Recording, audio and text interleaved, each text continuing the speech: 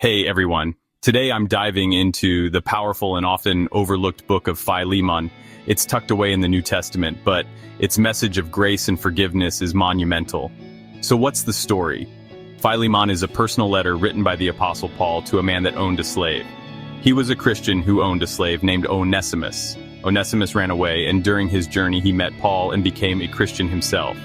Now Paul is sending Onesimus back to his owner, but not just as a slave. He's sending him back as a brother in Christ. Imagine this: the tension, the fear, the hope.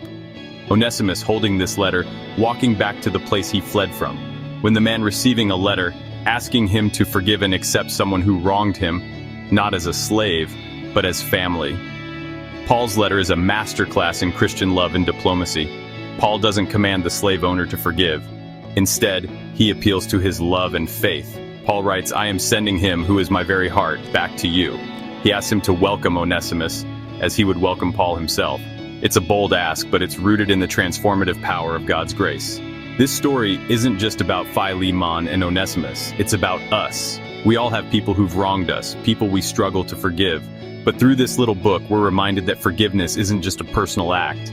It's a reflection of God's grace. Here's a piece of advice for modern times. When faced with the challenge of forgiveness, remember that it's not about erasing the past. It's about restoring relationships under God's grace. It's about seeing each other not through the lens of past mistakes, but through the eyes of Christ. So next time you find it hard to forgive, think of these men being instructed by Paul.